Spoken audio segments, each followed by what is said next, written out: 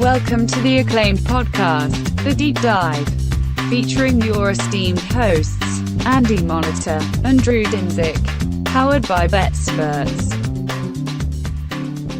Welcome to The Deep Dive. A big day today, Andy. I've been fasting all week. Get the cufflinks on. It is our second annual award show, The Deepies. This year, we will be honoring the best and the worst of the NFL 2024 into 2025 season. As always, thank you to all of our esteemed voters who have taken their jobs super seriously and given us their opinion.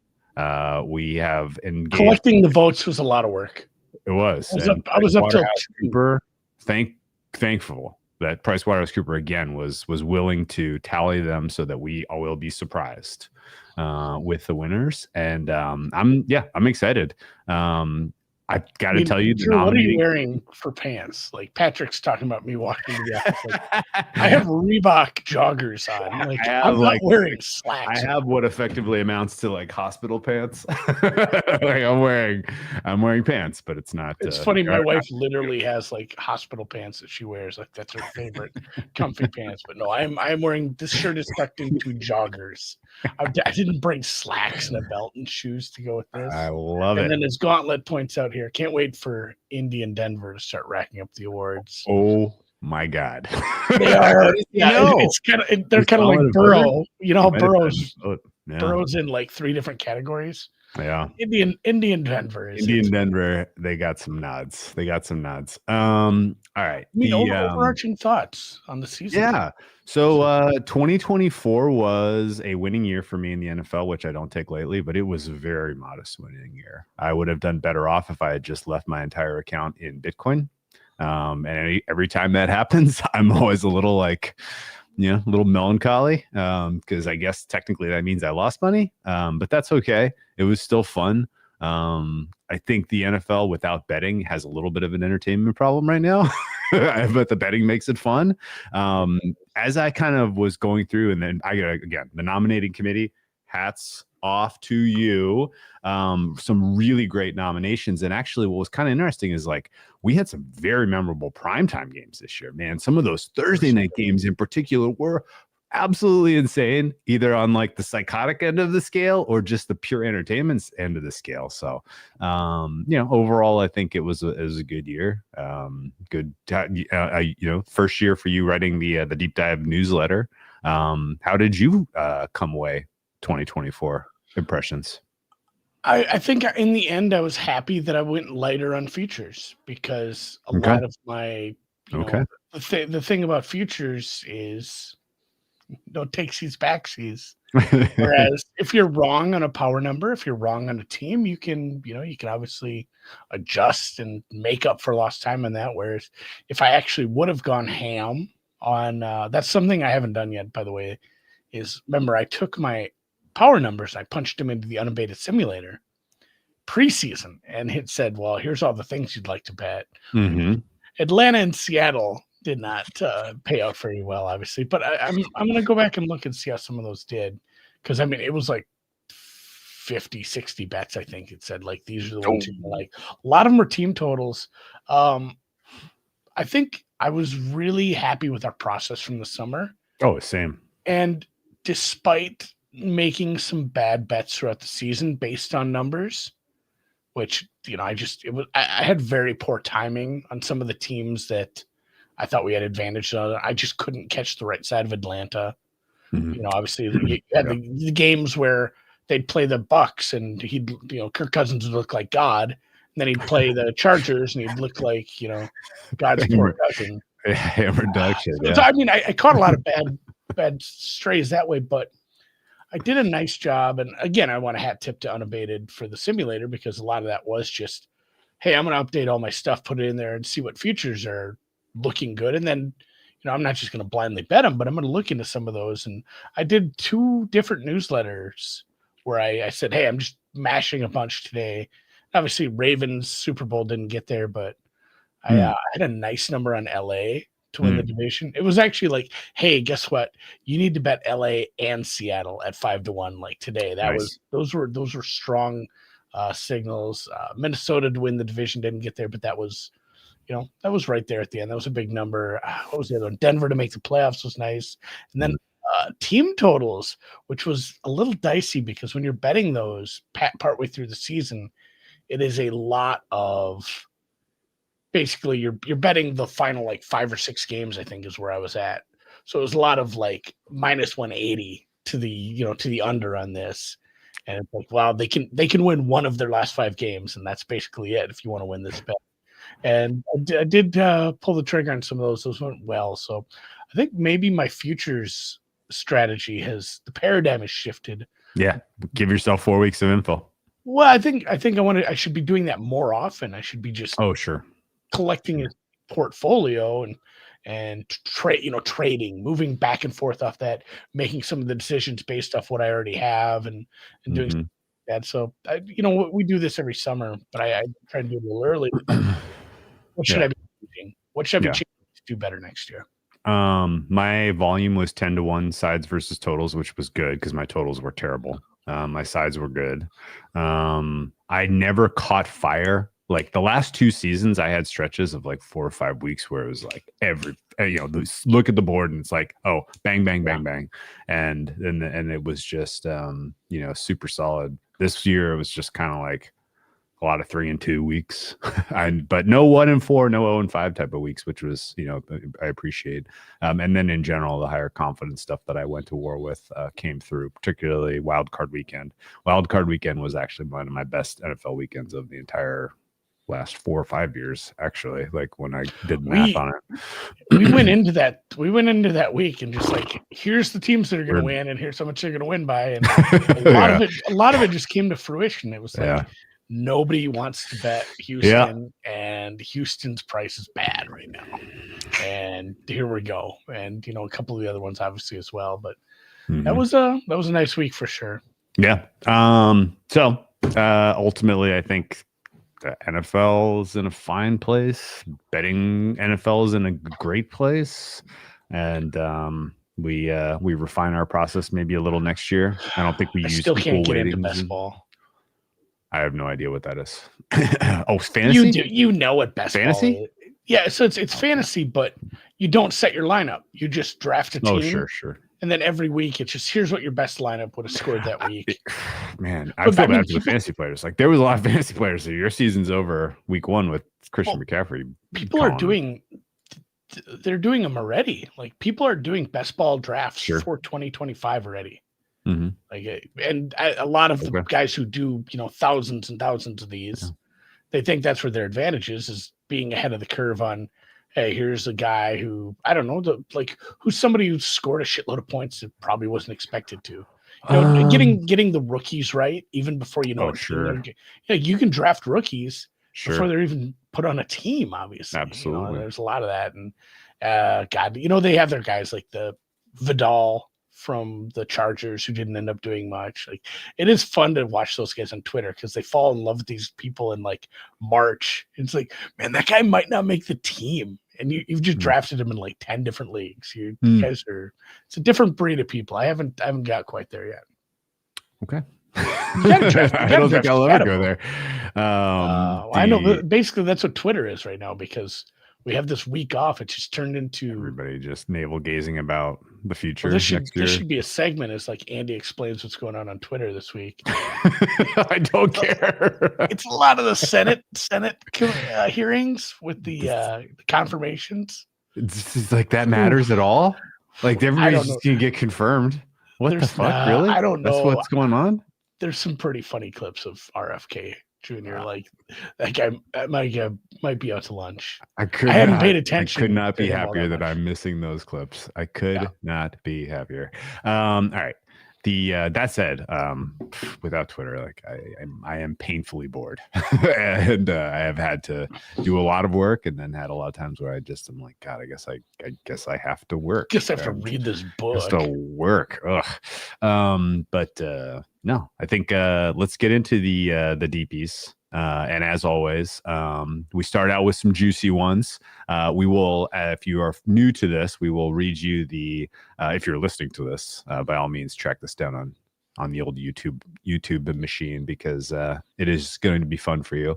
But we will read the nominees, and then we will read the winner, and then we will talk about what we voted for and reflect on some of the absurdity. We start with baddest beat of the year, just like in the Oscars, as they get you a little, whet the appetite with little the technical awards. No, whet the appetite with the supporting actor and actress. They give the actors some screen time. We're going to start with baddest beat. The nominees are the Ravens money line at the Chiefs week 1. That, of course, was a toenail away from cashing. The Cowboys -5.5 at the Giants week 4. That, of course, was a 5-point margin because the automatic Brandon Aubrey missed the field goal that would have made that an 8-point margin. 32 seconds left. Yeah. Aubrey, It wasn't a short field goal, but he didn't miss much. And they ended up winning by 5 instead of more than 5.5. Yes, the Broncos at Saints under 37 week 7. This one's going to feature pretty heavily in tonight's show. This game was absolutely psychotic. The under 37 obviously was busted when Jake Haener drove the field and scored a touchdown for the Saints let's fumble frame 6. This one, because I did give strong consideration to this. So that it was 26-3.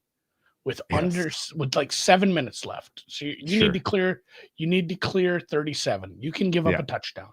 Yep. But the team who's up 26-3 has the ball. So they're, hey, let's grind this out. This other team was probably quit. Broncos immediately fumble it instead. That's right. Which is like, oh my God, why are we doing this? But then, so the Saints fumble it right back. Unfortunately, it was for one of the many Denver defensive touchdowns. So suddenly now you're basically on the number. You can't give anything up. So and I believe Rattler got his bell rung on that last drive, and they put in Haener. It's like, all right, maybe we can stay in. Maybe Haener can not. No, Haener finishes the 11-play, 79-yard touchdown drive. Very annoying game. It was a Thursday game, so it was like standalone. Unbelievable. Falcons Broncos over 44.5. I can't really remember why that one's on here, other than the fact that the Broncos scored a million freaking points in that, and yet that still landed on 44. Browns. Kirk could only manage 6 points in that 6 game. points for Kirk. Yeah. And yes, there was some more absurdity too, where there might have been a missed field goal right at the end or something like that. I can't remember. Anyway, I didn't vote for that one. Browns +6.5 at Broncos. This one hurt me badly.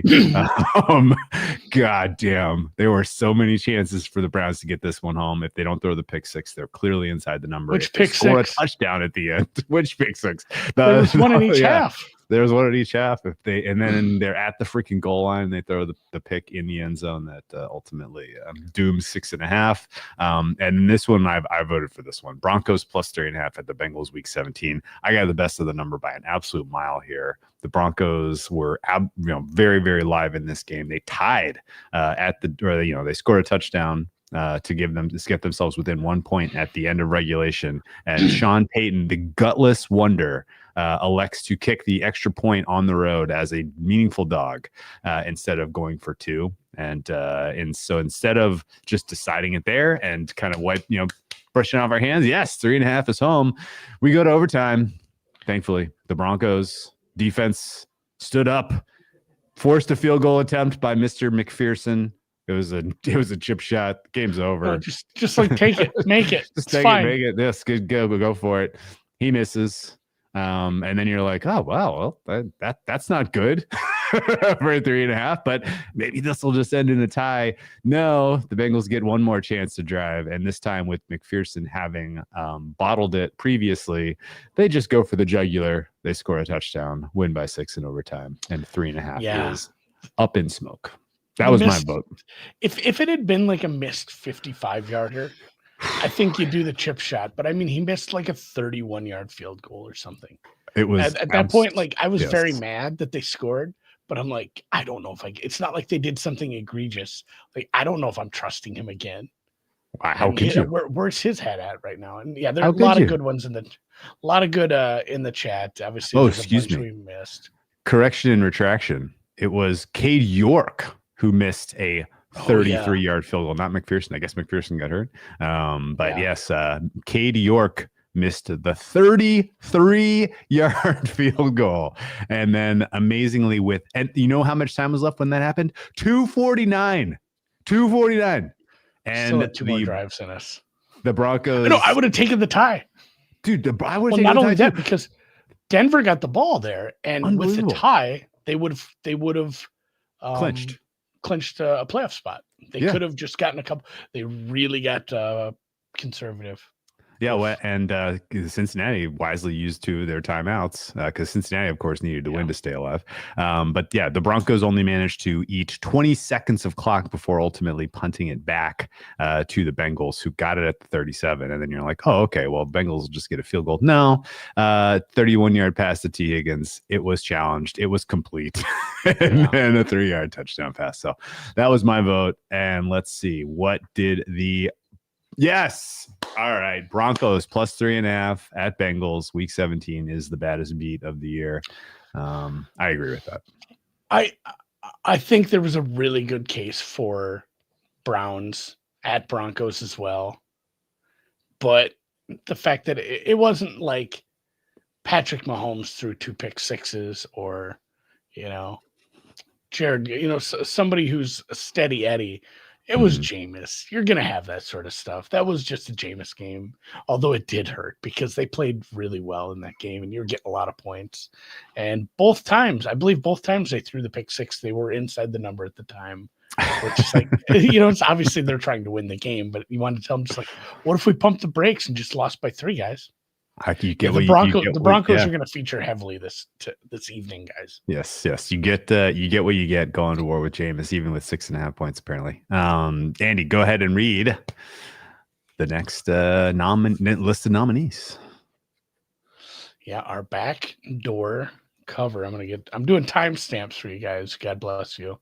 So backdoor cover of the year. There was all kinds of these as well, and we struggled to narrow it down. Not everybody makes the cut, such is life. But yeah, Colts plus 2.5 at the Texans right off the bat. This was a real big nail biter because you needed a 4th and goal Anthony Richardson touchdown to get you needed the extra point.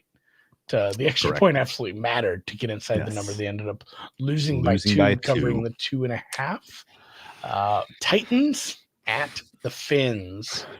That was our year. It was kind of bookended by learning new rules. If you are a Discord person, you know this game very well because it seemed like everybody had that over for some reason. It was a very low total and it had no business getting over. But on a free kick after a safety, if you don't get it into the landing zone, it is a half the distance to the goal penalty from the 20, which gives the other team the ball at the 10. And we know where that went from there. Learned a new rule that day. It's worth pointing out, and maybe we actually no. Keep carry on. I'll come back to this because I voted for this, and I really hope that one wins. Obviously, Raiders plus 10 versus the Chiefs week 8 after pissing away basically every second half possession. They go 13 plays, 70 yards, including a 4th and 1 to get within 7 at the. This team looked dead in the second half. No business getting inside the number, but at the same time, the Chiefs weren't pulling away with it, and they got backdoored there. Bengals plus 6 at the Ravens week 10. This was the one where I think 6 of the final 7 drives ended in touchdowns. So you were inside the number, you weren't inside the number. It was tied, you were outside the number. Oh my God, what are we going to do? Now we're down by 7 again. And then I think it was an 8-point differential at the end. The Bengals score. It was the Bengals went for 2 to win outright. They were down by 7, and they did go for 2, which obviously is better than going to overtime. A 6 can still push in overtime, but the 2-point conversion to tie it was no good, securing the L. but the cover. Chargers Patriots over 42 week 17. The Pats did not want to help with this one. The Chargers got it there with some late scores in a game that probably shouldn't have gotten over. And then Rams plus 6.5. My notes for this just say the fucking kicker. Because like the Eagles should have covered every number in that one. Some missed kicks got the Rams a nice cover in there. I want to say this one was very tough. The Raiders was actually surprisingly crazy. They got a pick six and then didn't score and needed absurdity at the end to get that inside. Yeah, the offense hadn't done anything to that time. Yeah, they rattled off a 70-yard drive. Yeah, and the Chargers Patriots also gets honorable mention for me as well, because I believe the Chargers kicked a field goal in that one up like 40 to up like 39-3 or whatever. Like that game was over, and I think the Chargers kicked a field goal inside 3 minutes remaining. They needed you needed insane. The Chargers to keep scoring because the Patriots just were not going to. Yes, that one gets a slight honorable mention for me. That one landed 40-7. The final score was a Cameron Dicker 35-yard field goal to go from 37-7 to 40-7. And that field goal came with 3 minutes and 47 seconds remaining in the game. So nice work there. All right. The winner was Titans Fins, please. Yes. Okay. All right. I mean, the other kind of color commentary on this one I have is there was exactly amount, like if they have the ball at the 11 or the 15 or the 20, or if they it was first and goal. They couldn't get a first down. They couldn't get a first down. There was only enough time to execute 4 plays. And I don't remember, but I don't think a field goal was going to get the number there. It had to be a touchdown. And yes, I will be sending a divey directly to Mr. Tony Pollard for getting that into the end zone. I was very prepared for that to just end with Tony Pollard getting stuffed on 4th down and no more points scored. And that's probably how it should have gone. But this was the Titans' first win of the season. And boy, oh boy, did they do it in glorious fashion. That final score was 31-12 with that 4-yard rush by Tony Pollard. 24 seconds remaining in that one. Man, even the safety was crazy. 2 minutes, 27 seconds left when Tyler Huntley got that safety. Tyler Huntley got a touchdown with 3 minutes and 30 seconds left. Man, there was just an absolute avalanche of points at the end of that one. Totally ridiculous. Yeah, Cowboys Comics game. The Cowboys Comics game was nuts. We missed that one. That one wasn't like, that was just like a crazy ending. So someone's like, oh, that was crazy that it went over the total because of the kick returns. You didn't actually need the kick returns to get over the total. Those just made it look even worse. I think it was actually just one of the Washington scores that took it over. That game wasn't trending over, but then there were, like 28 points in the last 5 minutes. And really, I think you only needed 7 to get there. Because it did start to pick up in the second half. That was probably the wildest ending because it was like, oh my God, they just let him return another kick for a touchdown. Oh my God, they scored again. Oh my God, they missed the extra point. Like this game is over. And it's funny because one of those teams was in the conference championship game. Amazing. And it was not the Cowboys. Okay, let's carry on. All right. A little next easier award. One. Oh, really? This one's easier? Halftime stream. I thought this was extremely easy because I can't remember what I was doing last week. I don't know if you have. I'll give you the color. Any of these? I'll color in the color. So Bucks at Falcons.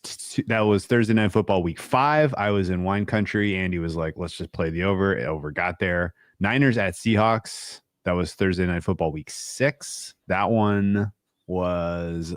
Niners was a pregame play for us. We went back to the well with Niners second half. That one was fun. I like when we double dip. Andy was out in his backyard for that one. I think that might have been why I put that one in there. The visuals were great.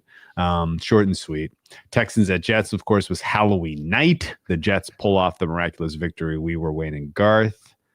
Dolphins at Packers was Thanksgiving night. I was at least pretty on the edge of coherence, and we got a winning play. I think it was the second half over. Nate under just got there. no, The second under. The under got there. That's right. Wasn't it the dog?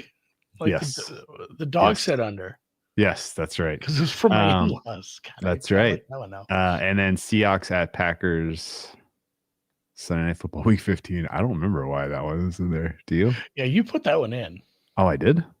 Yeah. No, I don't even remember. Seahawks at Packers. What happened in that game? That one might have been one where I was just not I was a mess. Anyway. Maybe was I on a boat? Was that a maybe. Were you on a boat? That might have been cruise ship week. That might have been cruise ship. I was doing like halftime shows from the deck of the boat. That might have been cruising. It all runs together. I think that was after I was at a Christmas party or something. You were on a cruise ship. I don't even remember. Let's carry on. What do we have? It's please say Texans Jets. It is Texans Jets. Thursday Night Football Week 9. You can't watch that one, guys. I know. Still very proud of us for doing a Wayne's World parody for Halloween on Thursday. Really good. Yeah, really good costumes. Unfortunately, playing the song "Foxy Lady." Playing Bohemian Rhapsody. We got DCMA. Along with it wasn't just like, oh, you can't monetize this. Like, hey, we're blocking this. YouTube's like, you can't even show this anymore. I have to go in and like edit those parts of the clip out and resubmit it if I want it back. I'm like, I mean, it was a halftime show. I'll live, guys. You win this round, YouTube. But little did they know it would win a DP. I love it. Great game too. Really fun game. We were live, I think, for Garrett Wilson learning a rule that one shin equals 2 feet. We learned the one shin, and then also this year, and I'm not sure how this has never come up. This has to be a category. You know what? Impromptu category right now. One shin, 2 feet. You can't toe tap the same foot twice. Can't toe tap the same foot twice. You have to hit the landing zone on a safety onside kick. Yeah, safety. And the refs can just award a touchdown. What wins the DP for best rule we learned this year? I think it's the two. It's the double toe tap. It's the double. Yeah, I don't know how that's never come up. 2 feet, and it can't be the same foot. It can't be the same foot. That still is amazing to me. Amazing. Refs can a blended clock. Good call, Vodzilla. Like there's we could fill a whole category just from this week, but I have to vote awarding a touchdown. Like I guess I knew about it, but I never thought it always felt like it had to be something like you saw in that college game 100 years ago where a guy comes off the sideline and tackles a breakaway runner. Like it had to be something so egregious. The fact that they said it out loud, I mean, I was about gasped when he said that. And I get it. Like Luvu was, screwing around. If you don't know about palpably unfair acts, Andy, I don't know what to tell you. It was a palpably unfair act. God. Godzilla's. We need to put him in the writers' room next year. Remember, we can't use the boundary cam because not every stadium has all the cameras. That is so we're flying blind. That's an insane one. Yes. That is an insane rule. Insane. I can't believe how many rules. I can't believe it. Anyway, let's carry on. Texans at Jets was great. Great game. Worst preseason take. These are mostly mine. So I'll let you read them. I have one in there, at least. I did agree with you. I don't know I can't remember where I stood in the Lamar thing. I'll read these ones off. So worst preseason takes by us, and obviously we did a lot of preseason content we do every year. I feel like this was kind of a joint one. Lamar can't win a third MVP unless he ships. I think I pushed back because I said, well, they'll vote before he screws up in the playoffs. And I guess we will find out. Obviously, there's some big money flying around both ways on that. That's still. What do you think happens right now, by the way? You got a gut read? Pauly Market thinks Josh. I know. I don't know. We'll see.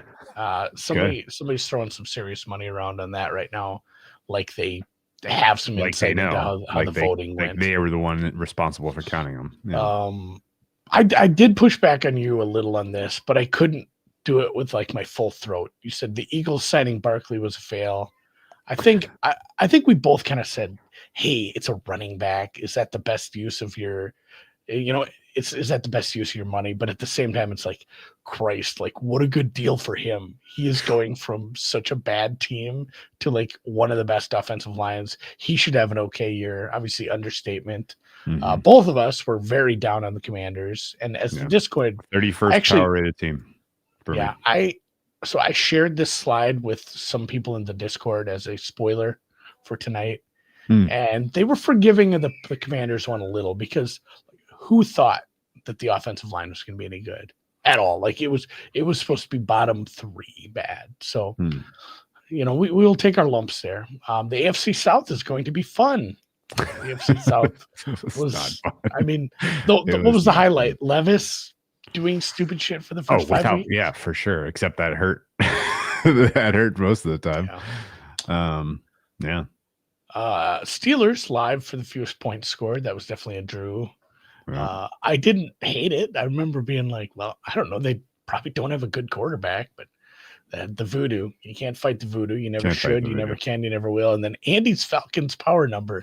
That one got brought up in the Discord too, because essentially there is audio of me saying, well, yeah, I'd have the Falcons favored over the Eagles on a neutral. By like one. Obviously that aged like milk in a furnace.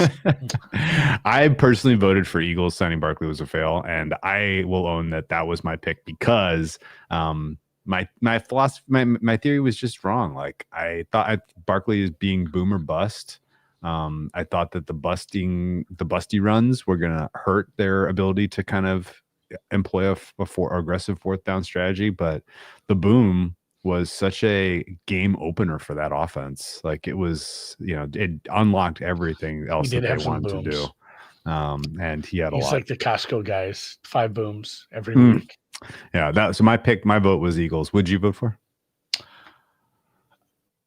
I think we just had to take it on the Commanders power ratings.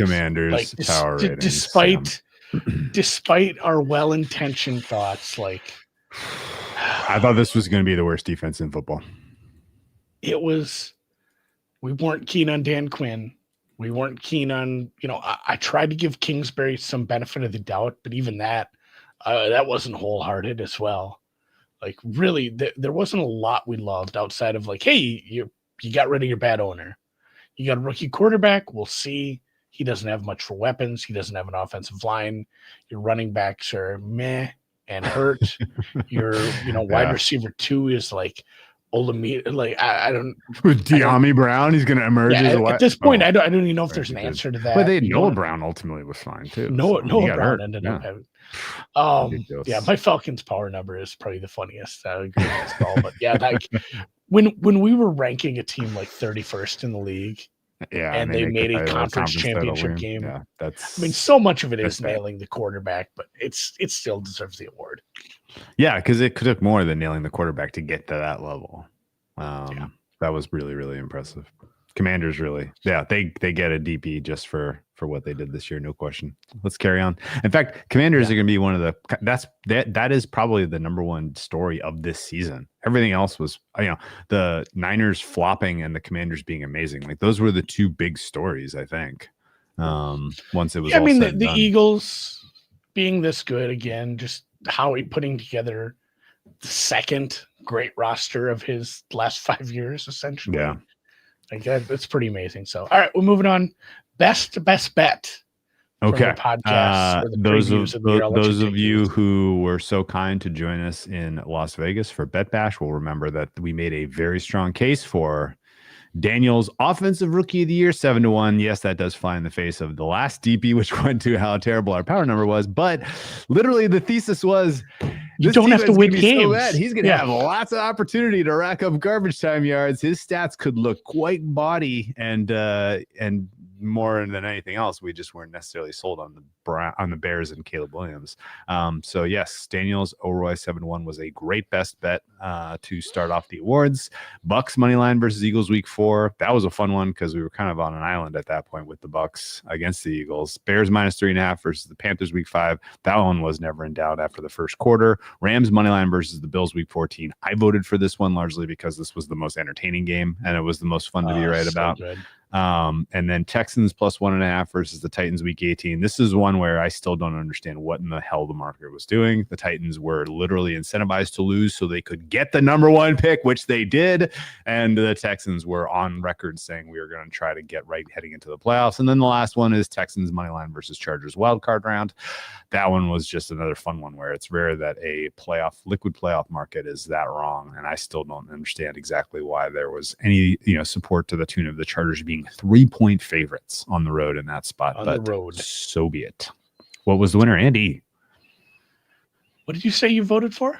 I voted for Rams money line versus versus the Bills. Rams. You voted Rams. It was Texans versus the Chargers wild card round. Yeah. I think the recency bias got the voters, but that was such a big hey, you're gonna make them a favorite on the road and they lose outright in kind of what was the final score in that?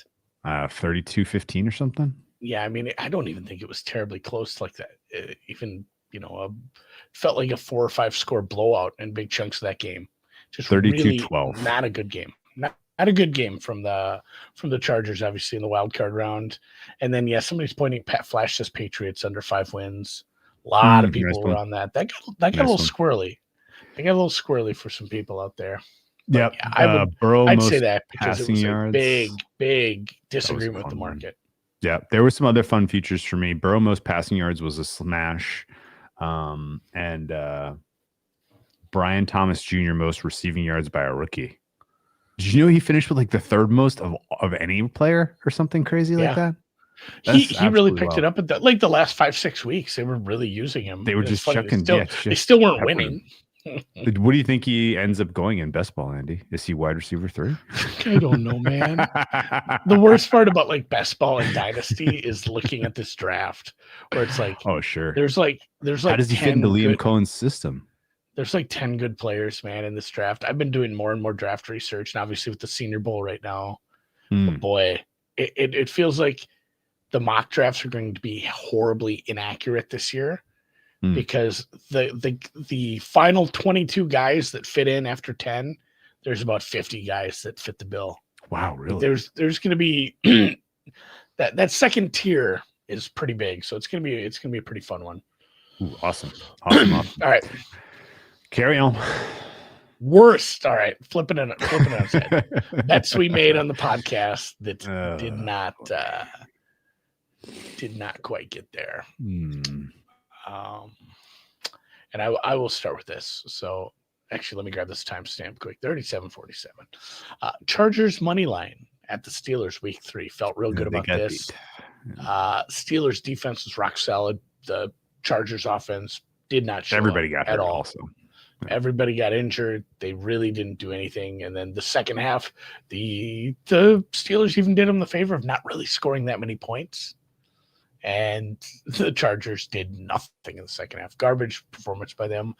Eagles -9.5 versus a sad sack Browns team, who at this point was down multiple offensive linemen that mattered. They had injuries all over the place. They were playing poorly. They were up 10-3 late in the first half, looking like they were going to probably, scoot into the, halftime with the cover. A blocked field goal for a touchdown, kind of flipped things there, and then they just skated on by, never covered it. Colts +7.5 versus the Lions week 12. That was something I think we both liked. That was a uncompetitive, embarrassing game. Richardson was 11 for 28. Ooh. They lost 24-6. And honestly, the Lions could have scored a lot more than that if they had wanted to. The Falcons money line versus the Chargers. This was another one where timing out Cousins, very tough. That was the implosion game, Patrick points out. 4 picks, 0 touchdowns in a game. They outgained the Chargers 350-187. Still lost. Could not get there. Colts +4. at the Broncos. People pointed this out during like worst beat. I don't know if you can make it a bad beat. They lost by like 25 points in the end, but obviously that was the Jonathan Taylor touchdown. Psych. Turns out he dropped the ball, and then later on, obviously we had the Benito, a theme for the night, for the evening, a defensive score to put things out of reach. Ugh. Yes. I voted for Falcons money line versus the Chargers. They were home. I thought they might have been off a bye. I think they were off a bye, and it was like if Cousins isn't right, the game mattered so much for their playoff hopes. And the Chargers were coming in at least second. I think it was the Chargers' second week in a row on the road or something like that. They were coming off 2 primetime games, and they were playing in the morning, like situational spot of the year. And the Falcons and Kirk Cousins in particular, just decided his career was over in that moment. Yeah, that was a rough one. The winner is that Falcons money line, because that was, I mean, I didn't go over it as much when I talked about what actually happened there, but as you pointed out, situationally it was so good. It was so good. The Chargers are still figuring things out. The Falcons have such a good team on paper, and beginning of the end for Kirko. It is now a Penix team at this point. So hey, you know what? The lesson learned, Andy, if you're going to go to war with a dog at home against the Chargers, make it the Texans, not the Falcons. I went over to NFL Plus to watch. I just said week, 13, whatever, Cousins, passes, interceptions only. And paper planes. That's a good He was throwing paper planes out there. The one he threw to the boundary that was pick six. My God. Oh, it was so bad. Oh, it was so bad. It's like a slow-mo scene from a bad sports movie. It's just up there forever. So, all right, moving on. Paper planes. That's a great saying. We got to use that. We cannot remember I might need to I might task somebody with tracking the secret pod plays so we can remember them all. Because honestly, to find these, you'd have to go back and listen to the podcasts. We didn't have time to do all that. We'd have to put AI to work on this. We'll do it. We'll do a better job of tracking these in the future, so we can actually give out maybe a worst as well. Because I think there was a couple that were hilariously bad. But that's secret pod plays. Take them away, Drew. Yeah, I think most of the reason it's tough to remember these is because with all team totals, like it kind of comes down to pretty small margins, and we weren't really reflecting on it. But week 1, I think we made a case for Bucks team total over 23. This was Andy's kind of angle of the week. And it was us picking on the Washington defense, which we thought was going to suck. And it got there. And so, you know what they call that in the biz? Call it confirmation bias to a degree.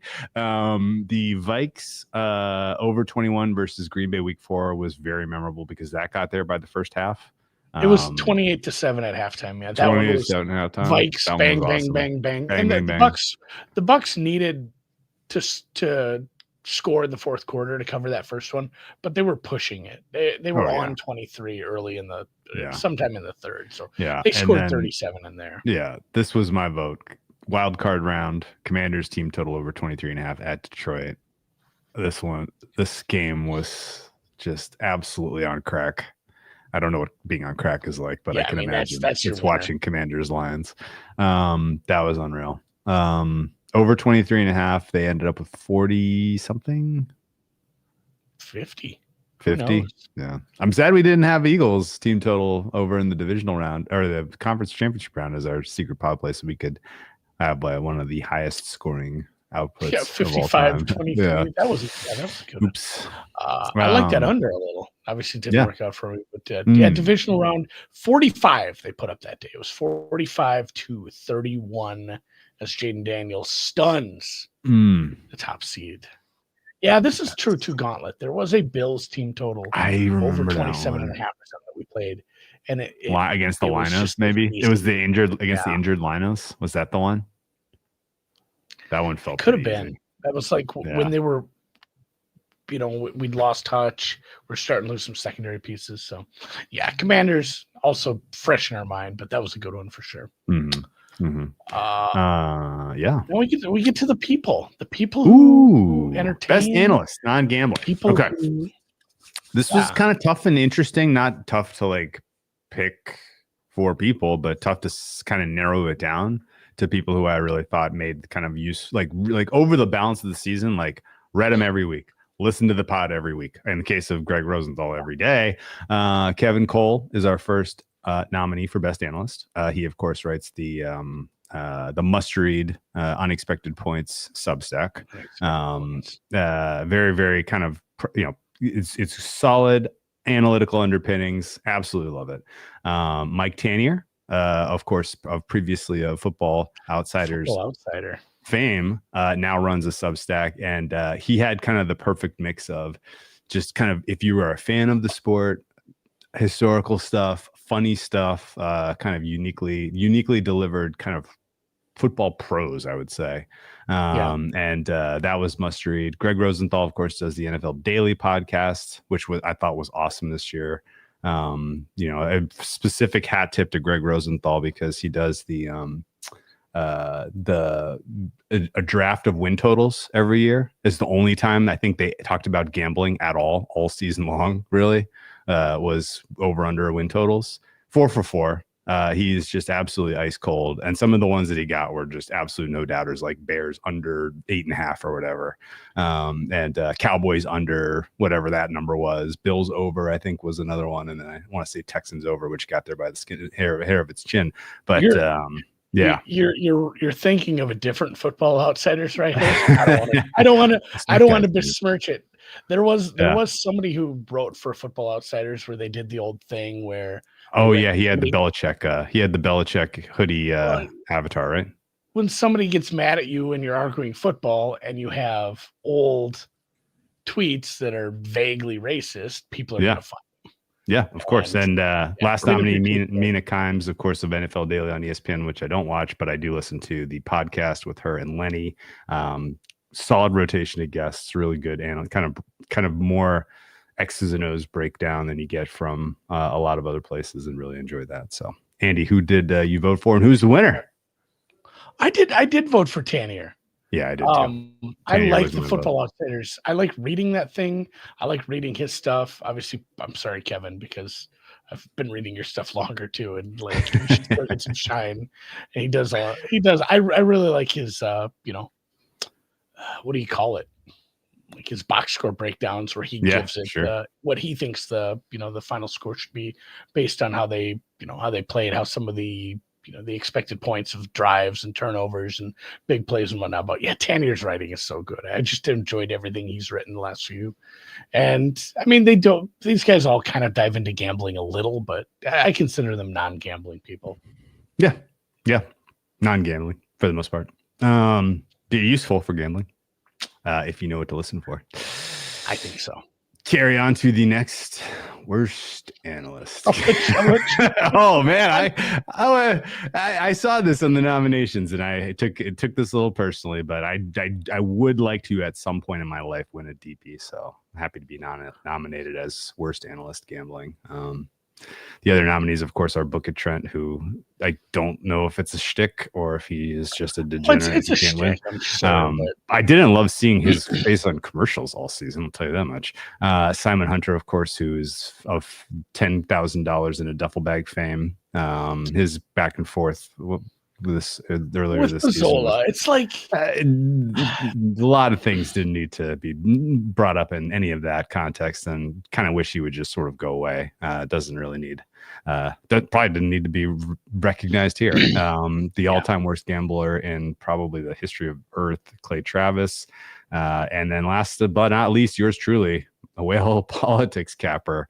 Not a great night for me. Back in the early portion of November in terms of betting. I don't know that I won a single bet that I made that day. Really just have to respect the market more when it comes to liquidity of that size. Turns out it was a Mayweather-McGregor situation for sure, but I was firing McGregor. It was not great. I think we learned a little bit about the advances in the international market for some of those things over the last 4 years or something. And you know what? Congrats, Drew. Just to keep it in house. The voters, I know. Yes. The voters have awarded you All right. I have this trophy here. It's wonderful. Is that horse's ass? Oh, that's wonderful. That's the last place at Hawaiian Rumble. Yeah. Was that trying to keep it golf sort of positive. Was that putt golf?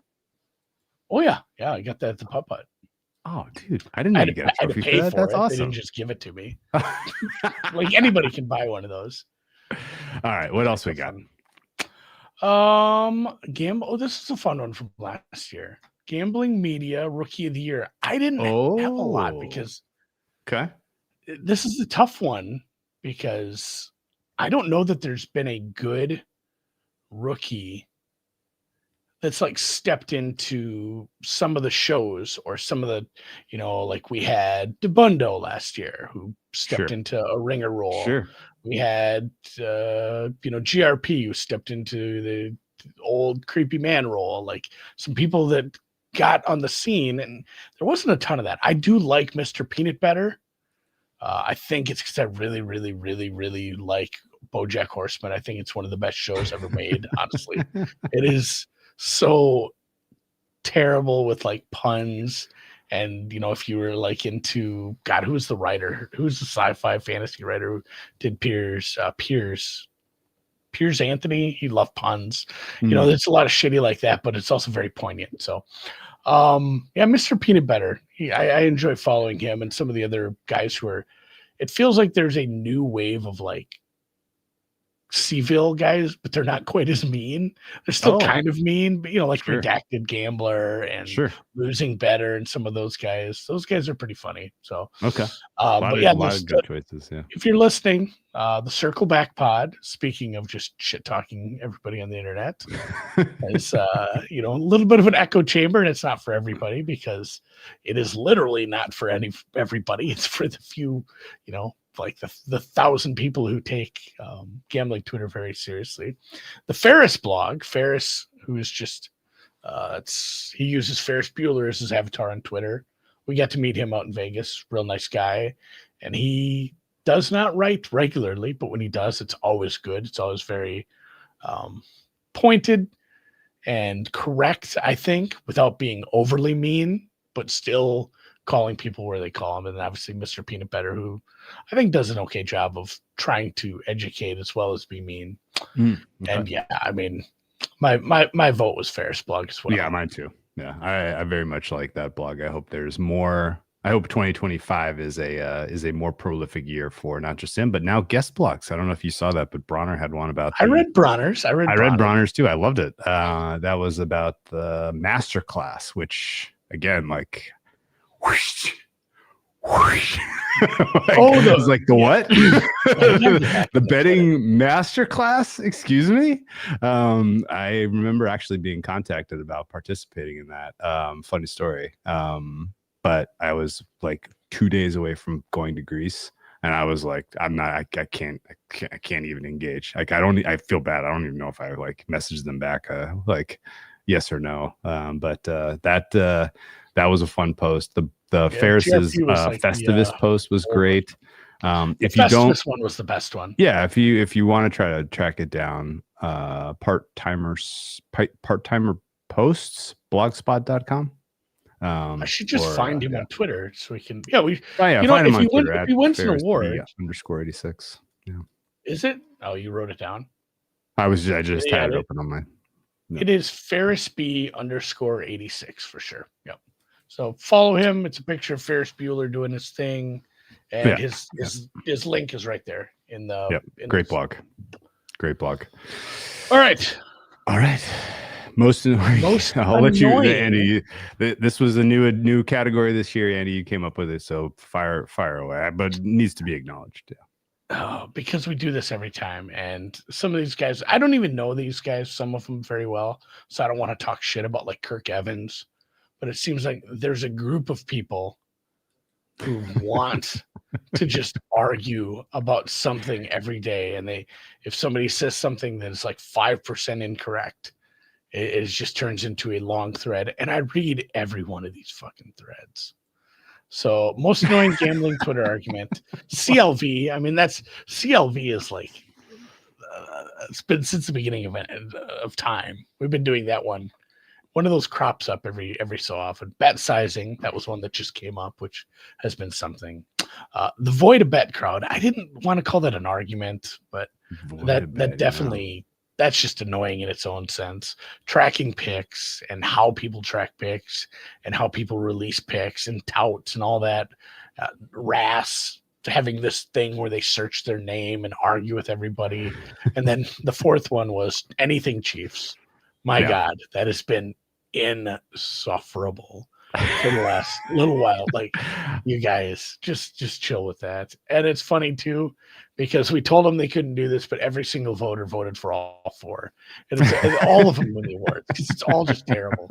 Honestly, I think even though it's less gambling, but anything Chiefs is very exhausting. I think the first comment I made to you after the Texans Chiefs game was in the books was this isn't going to be good this is going to be good fuel for the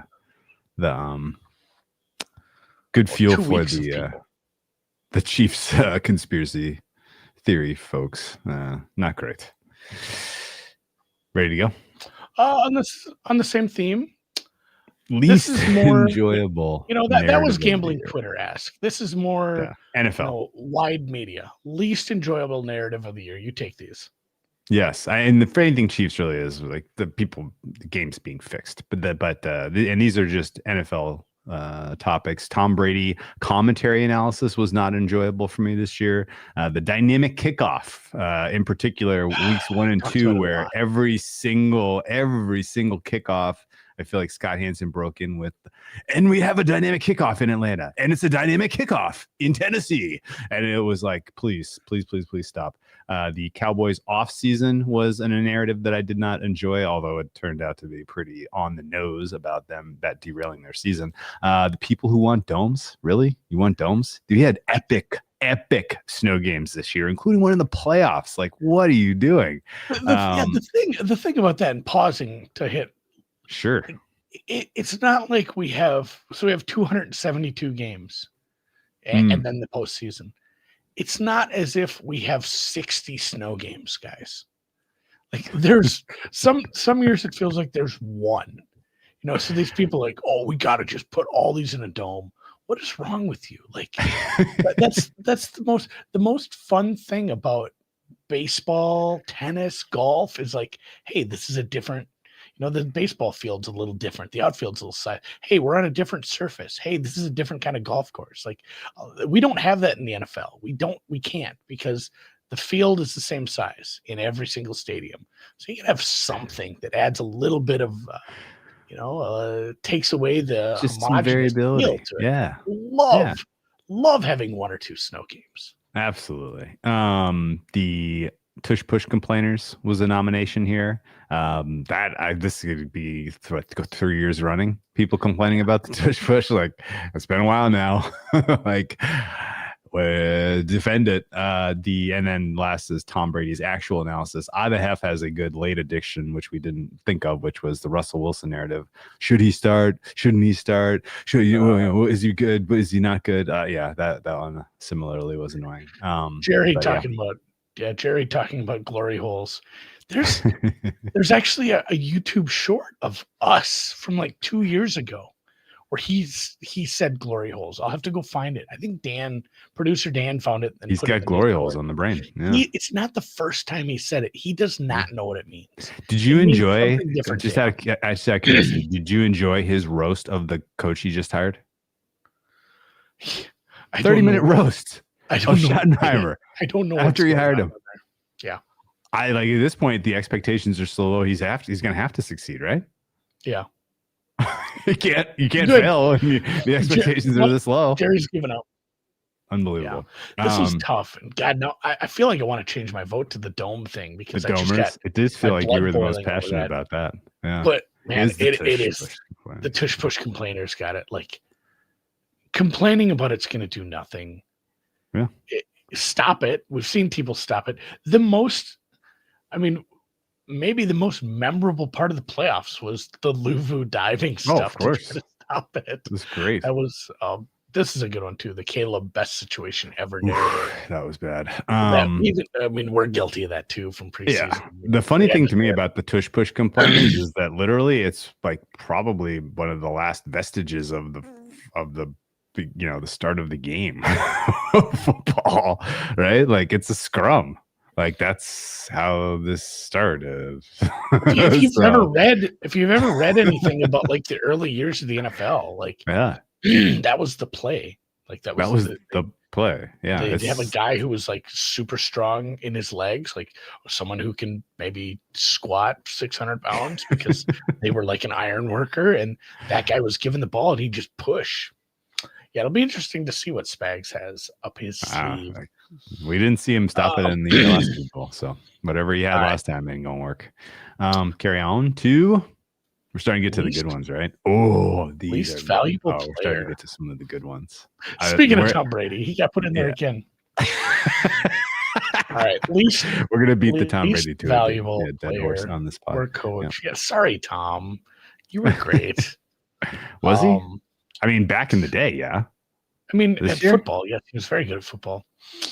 Okay. Least valuable player and coach. Deshaun Watson. Yeah. Kind of goes without saying. I mean, it's you can either. It's funny. I don't want to pair oh God, I was going to compare my kids to Deshaun Watson, which is terrible. But it's something I say to my kids. Yeah. I'm like, you can either be nice or you can be quiet. Like you can't be loud and mean. Like you got to pick. You got to pick a lane. Like, if you're loud, you have to be a nice person too. Other people are going to hate you. You can't be a criminal and then also suck at football. You can be a criminal. Like, look at how much shine is Jalen Carter getting. Yeah, people are pumped about Jalen Carter, even though he probably did some fucked up stuff. Sure. At that car accident scene, but it doesn't matter because he's playing really well. You can't do both things bad. You have to at least play well. The injuries have been, on top of it as well. But man, he's just been bad. Yeah, Kirk Cousins.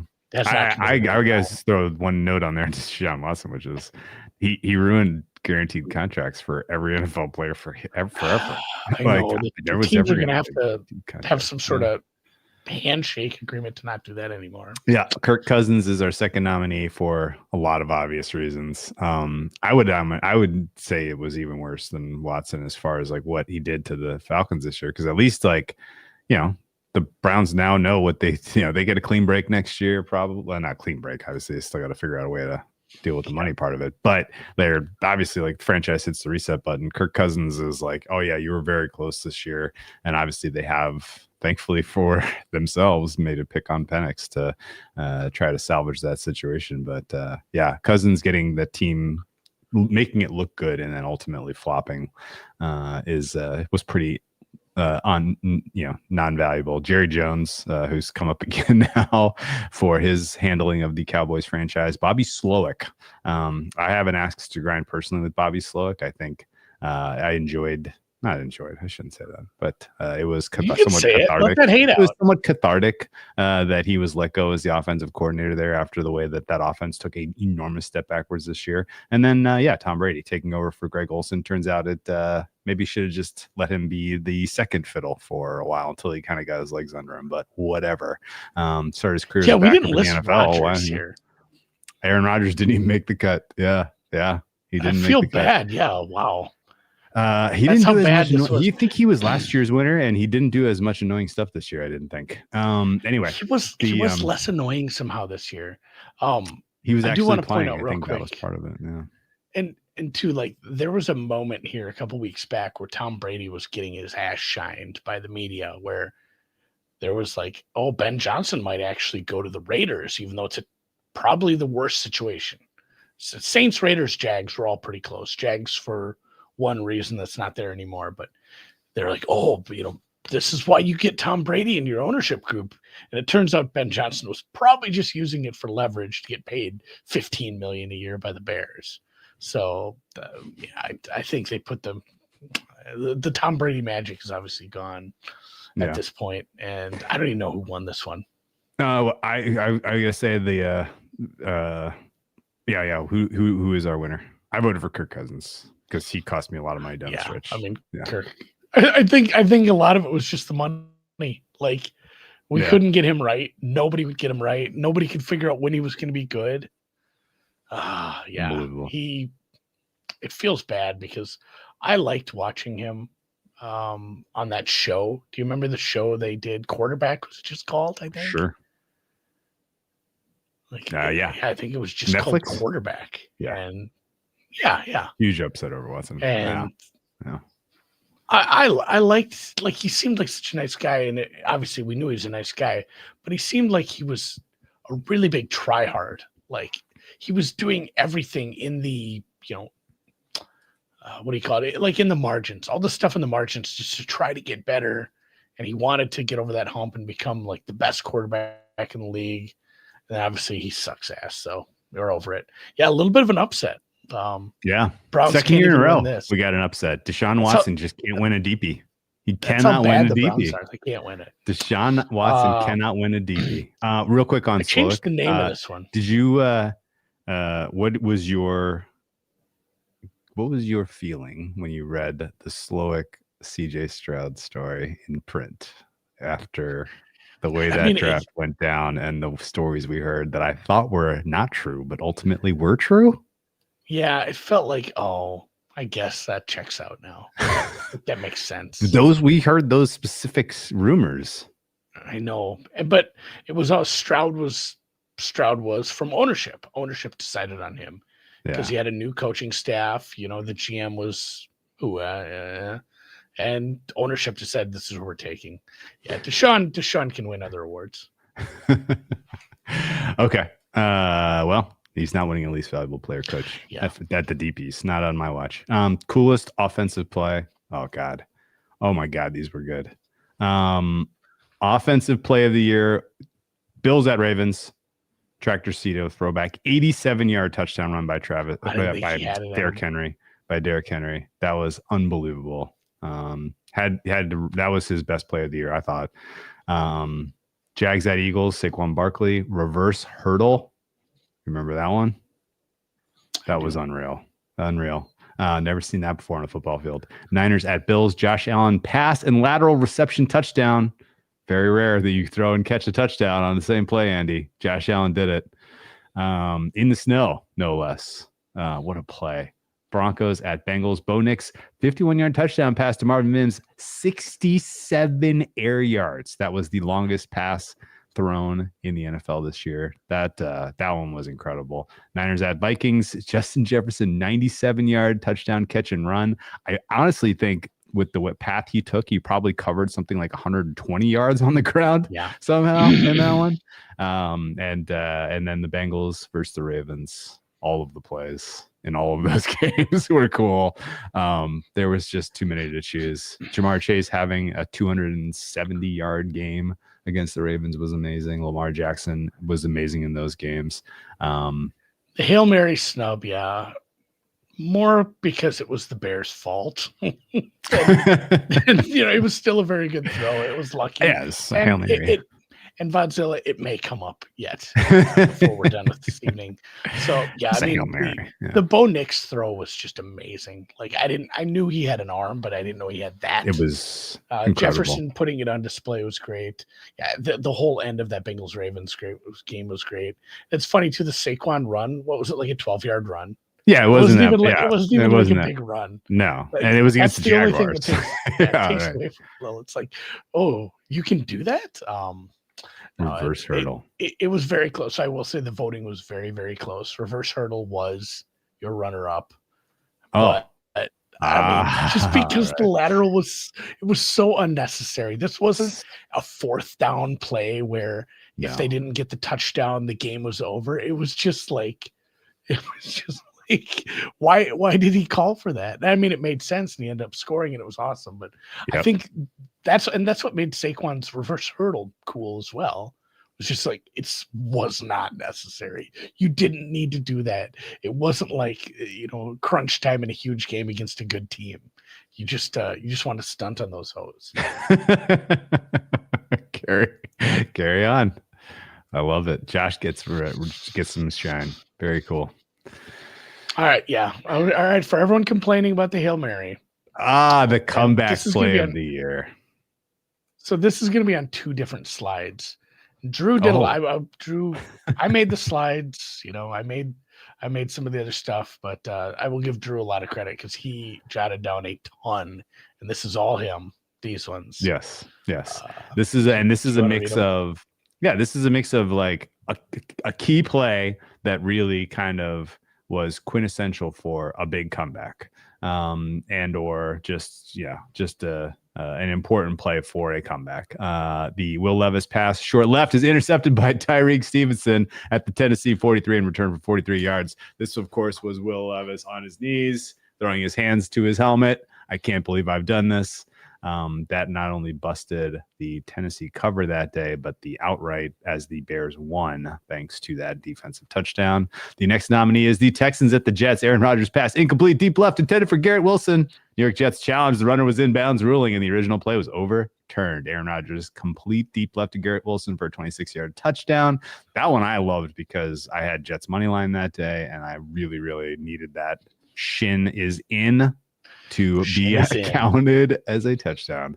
The Bears at the Commanders. Jaden Daniels pass complete deep middle to Noah Brown for 52-yard touchdown. That, of course, was not more defended by Tyreek Stevenson. Yes, Tyreek Stevenson featured twice on this one. Here we're looking at Vodzilla says so. Stevenson was a net neutral. He was a net neutral. Win one, lose one. Steelers at Browns. Nick Chubb up the middle for 2-yard touchdown in the snow. Such a good very game. Cool. Very, very cool moment also for Nick Chubb to do that, considering how violent that knee injury was. Jags at Bills. Trevor Lawrence pass deep right intended for Brian Thomas is intercepted by DeMar Hamlin at the Buffalo 40 and returned for 19 yards. That, of course, had no consequence on the game, but did remind us that DeMar Hamlin lost comeback player of the year last year. Oh, I gotta flip the page here.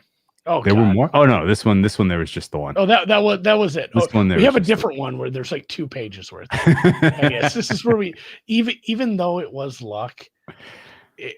I feel like the Commanders needed more love. This was a comeback play of their special season. Not only that, but it really turned. It was like a 4-2 Bears team that would go on to lose 10 of the next 11 or something like that. They really turned a corner both ways.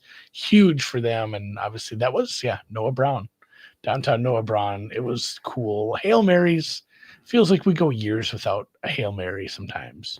Yes. And the Bears would go on to lose their next 10 games after allowing the Hail Mary, which is unreal. Great. Amazing. All right. Here is the one where I had to put it on 2 slides because of you. I love this. Least valuable play of the year. I could have gone on and on. I had to stop myself at 10 here, man. My God. There were so many fails this year. You got the first 3 in the same game. They were in the same game. Jameis Winston, interception by Benito, 71 yards, touchdown. Jameis Winston, interception by Jaquan McMillan, return for touchdown. And then obviously the one at the end where they still could have scored. Jameis Winston pass short left intended for Joku. Cody Barton end zone, return for 56 yards. I thought that was going back. Jameis. Browns versus Broncos, first 3. And then more pain. Colts versus Broncos. Jonathan Taylor, right tackle for 40-yard touchdown. Hold up, actually. We're doing something here. Jonathan Taylor, 40-yard run, touchdown. Records replay assistant challenged the runner, broke the plane, and the original play was overturned. That is a fumble out of bounds through the end zone. Lot different result for that one. Really turned that game on its Colts at Broncos, same game. Adonai Mitchell, negative 10 yards, fumbles. Benito, 50 yards, touchdown. That one, the fumble is misleading. This was the one where they threw it and then he threw it back like a paper plane. And Benito just picked it out of the air. It's technically a fumble because it was a ball that was moving backwards, but it was a throwback play that, again, thank you for that bit of nomenclature. The paper plane, airplane throw, my God. Oh, my God. Spencer Rattler against the Broncos, sacked Cody Barton, touchdown. Same game. Spencer Rattler, Jaquan McMillan, 14-yard sacks, fumbles. Cody Barton, 52-yard touchdown. I had to stop at this point because I could have gotten it. I had no Daniel Jones. Could have done 10 of them. This was too tough. But what is our winner, Andy? It is. I mean, and it's got to be. It was such a good close game. Still so mad about this, Andy. Still mad about this. That game turned so hard, and it does make you wonder. Yeah, the Broncos did benefit from every one of these. It does make you wonder if are the Broncos a fade next year, or will they have 14 defensive touchdowns again? We don't know. Yeah. I guess you gotta tell you, like, such a huge swing. This was so outside the spirit of the worst rule in football, and I cannot believe that because I not just mad because I had the Colts that day. I had the Colts to make the playoffs, which would have swung equity massively if they fucking won that game. And if you don't remember what happened, it would have been I want to say a 17-7 lead at that point for the Colts, and they really could have absolutely just put that thing away. But no, not to be. They let Denver back into the game. They get the fumble recovery on one of the worst, dumbest trick plays that we've seen in a long time with the throwback. And yes, the refs also not with us that day as they called back. I think they called penalties on at least one field goal that moved the ball close to the end zone. They got a touchdown. Like that one, that was just literally finger in my eye. Everything in that game was so bad. Terrible. All right. Take a little quick. We got 3 categories left. Take a little break. I forgot all about this. I spent time making this. So we do have to remember those coaches and execs that didn't make it through the year this year. So our in memoriam for coaches and execs.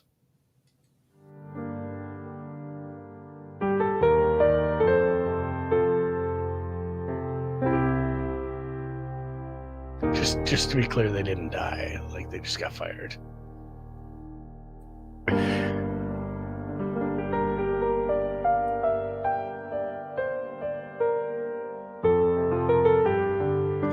Nick Sorensen doesn't even get a picture. I wouldn't know what he looked like either, I guess. Oh, Big Lou.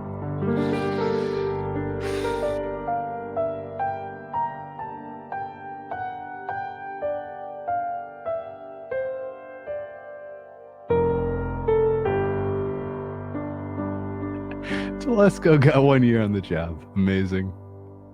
That's what you hired GM for. Give him 1 year.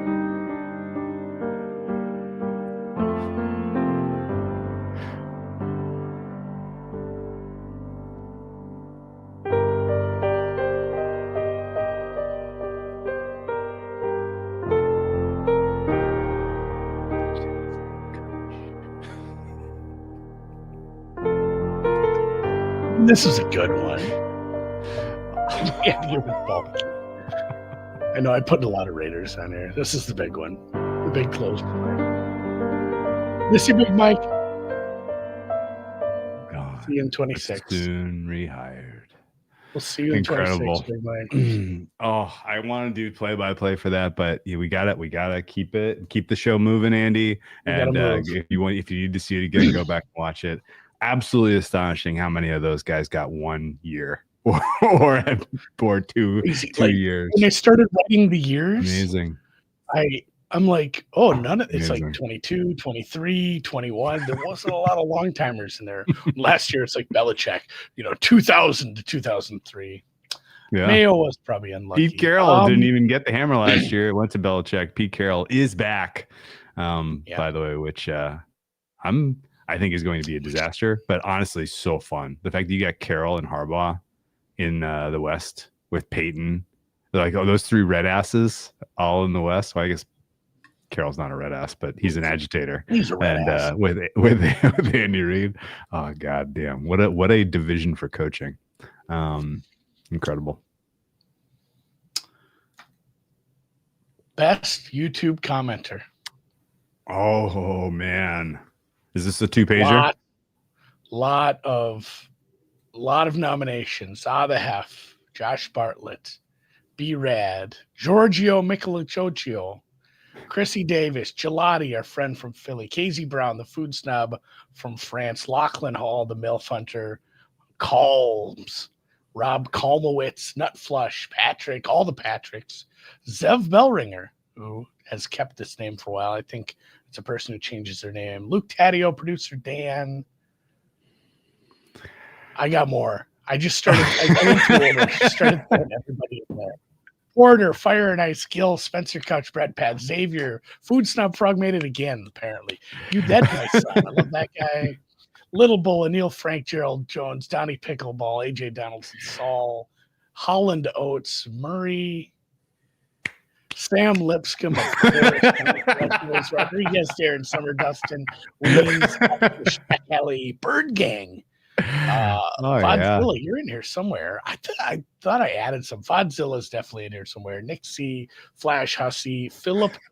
So I think this one's a goofy one. Philip Oliver Holes. I can't be that really a real name. Vodzilla. I thought I had you on here. Maybe I do.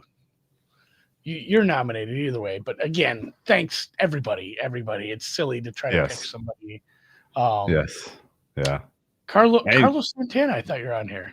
Great year for commenters. Honestly, you guys absolutely killed, particularly in the playoffs. I thought. I went to like 5 videos and just started jotting down every name that was like somebody who's been on there. Zach Voice, sincerely appreciate it. Yeah, sincerely appreciate you guys. It's funny because I don't even think he's in tonight. I just kind of picked one. Out of the Hef, you win.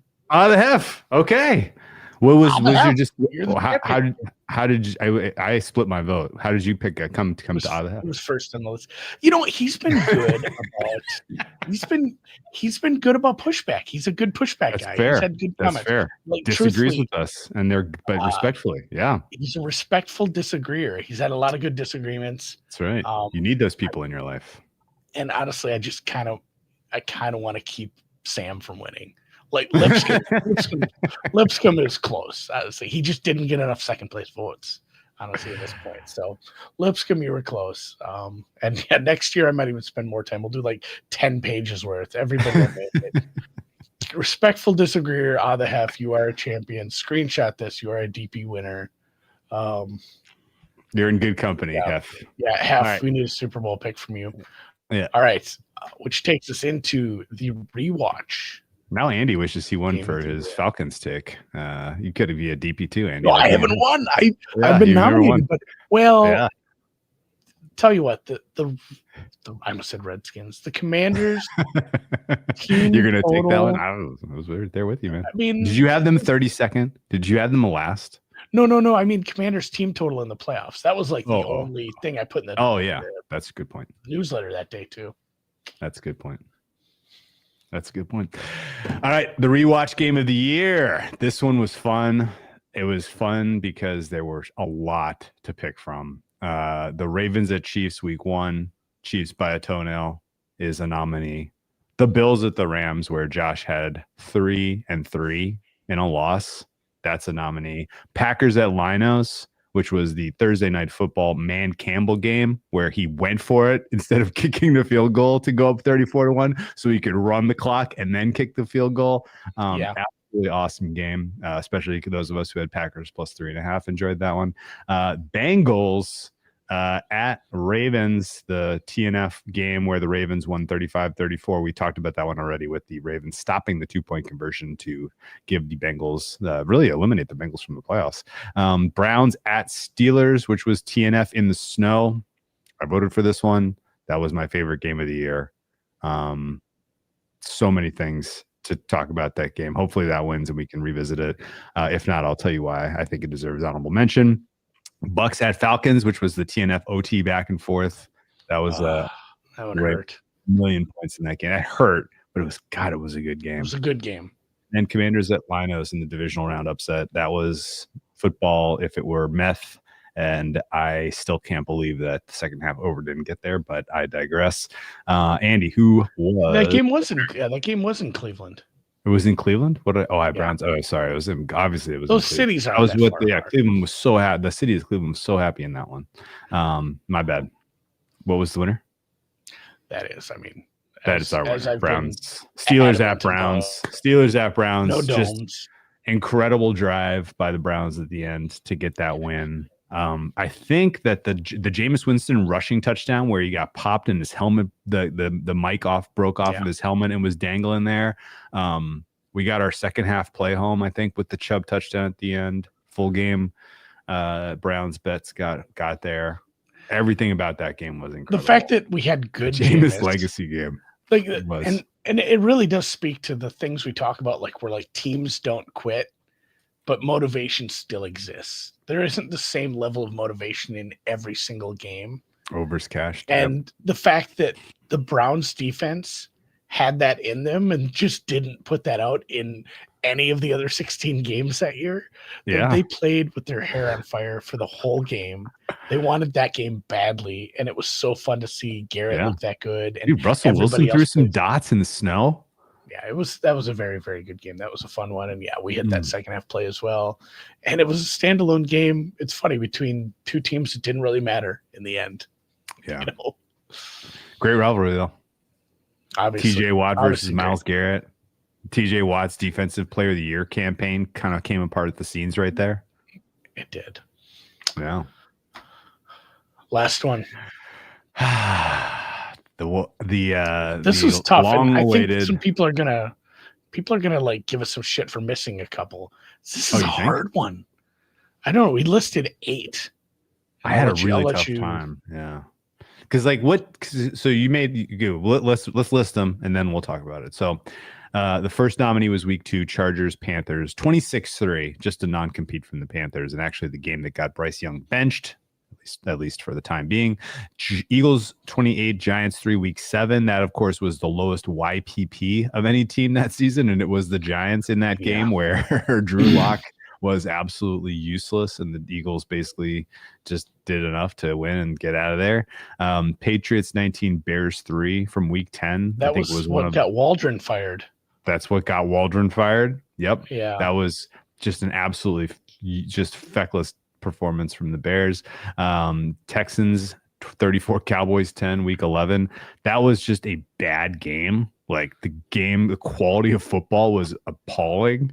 And the total got there only because the Texans were trying to snap their no scoring touchdowns in the second half streak, which was a thing. And they were running Joe Mixon into the dirt at the end of that game completely inexplicably. For no reason.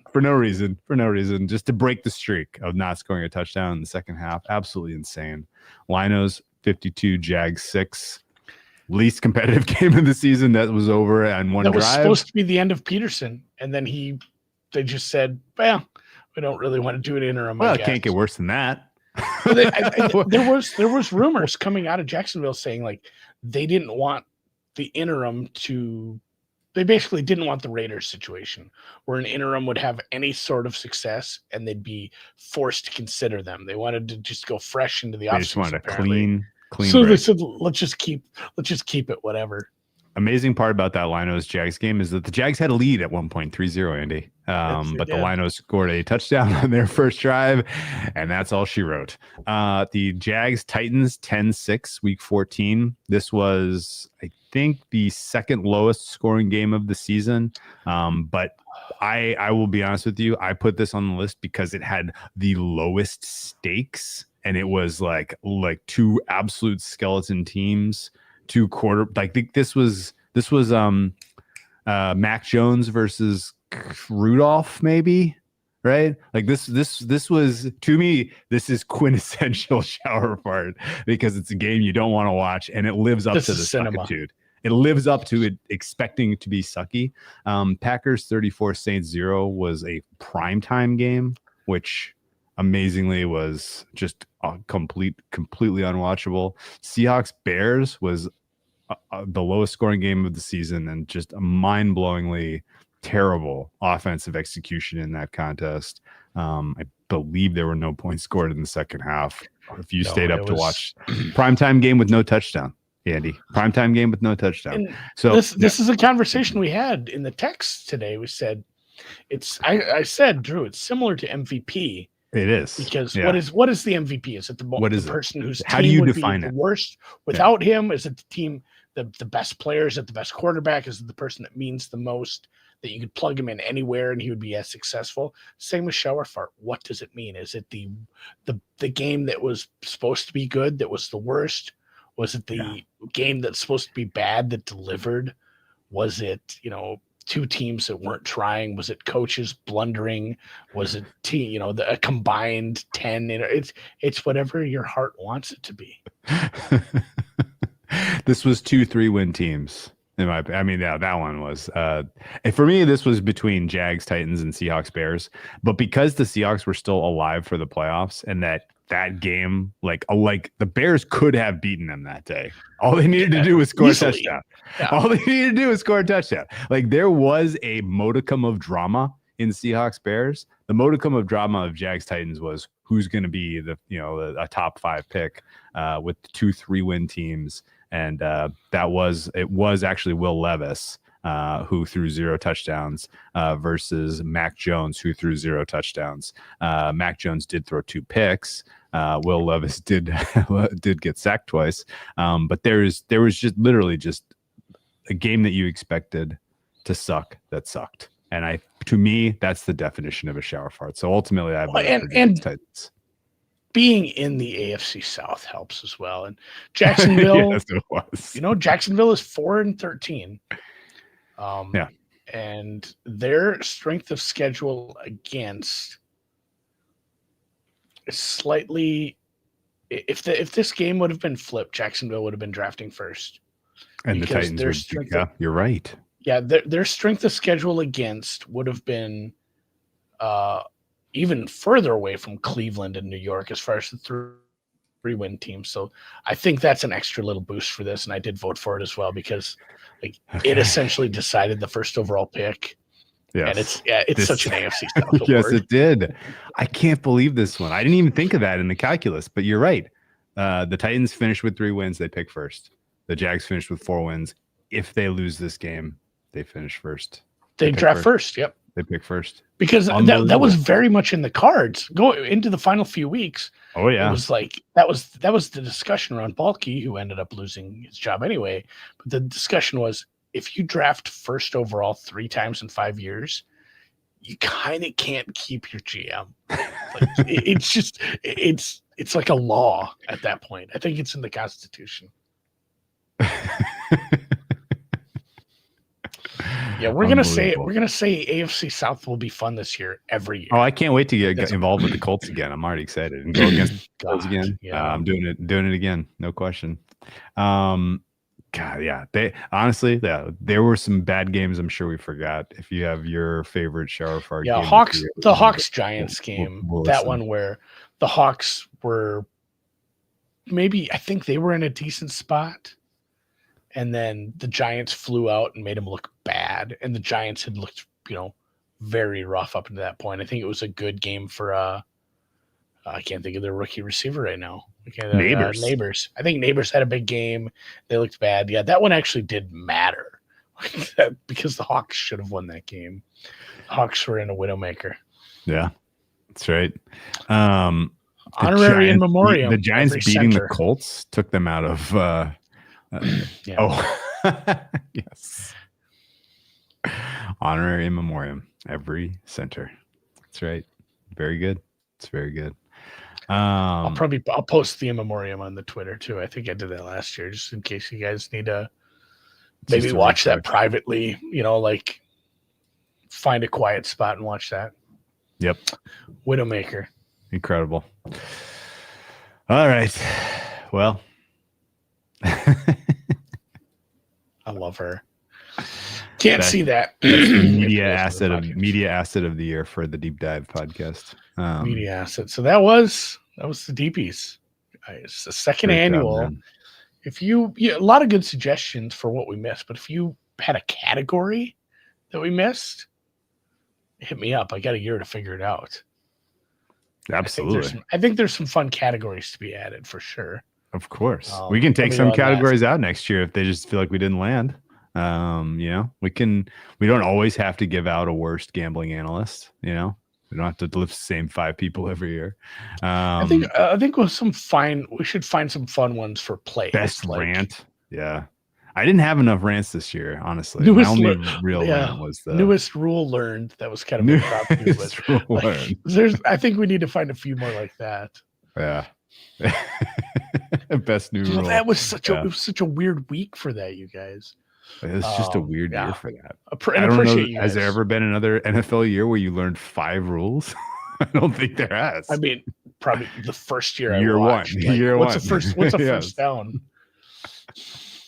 The Bilbo Baggins of the year. Ooh. Do you have a secret NBA pod play before we leave? You want one for? It's only 7:30. I hardly played anything tonight. The slate kind of sucked. But I'll give you Durant one for playing tomorrow. Durant? Yeah. Yes, I think so. Tomorrow's games, the Atlanta Hawks plus 9.5 is a good bet. Orlando -5 against Portland is also a good bet. So pick of the two of those, I think actually I like Orlando better. So Orlando -5. I think Suggs is back, and I think the Magic get right. By the way, I've staked Magic miss the playoffs pretty freaking heavily at 11-1. I'd like them to win. I don't want them to miss the playoffs. I'd like the Magic as a team, but those prices are not correct for any of their playoff hopes and dreams. Anyway, Magic -5 though is my favorite bet. We haven't done mortgages in a while. I don't want to get too excited, but yeah, mortgage might be dropping a digit this year. The fun part about any loan is like when you actually, when it's almost done and it just starts being like all principal, you see that fly off. So yeah, the farm just about got her outright. I think 4 more years, people. And then I don't know. I guess we just have to gamble that money away at that point. So appreciate you guys. If you, like you said, if you listen in podcast form and you weren't here live and you thought of a good category for next year, we'll do a mid-season awards. If you guys think of a bunch of good categories, I don't care. We can have fun with this. So I said last year when we wrapped the show that I was going to do a better job of keeping track of these throughout the season. I did not. I did not do my homework. We both did. We did a terrible job. No, I didn't have hardly any. I had like week 1 notes on like, hey, my notes for this award show was basically, hey, the Titans was probably a bad beat. Week 1, and that's basically it. That's what we got. So I'm gonna do a better job. That is my New Year's. That is my New Year's resolution. So that one came up twice today, and for good reason. Hopefully the Super Bowl rocks. Although Hef says it's not. Or at least he says it's not going to make the total. Might still be dramatic. 27, under 21. 49.5 is Hef's official Super Bowl play. Fun He's stuff. 1-1 on live plays. Bet Bash? Probably. I had nothing going on in August.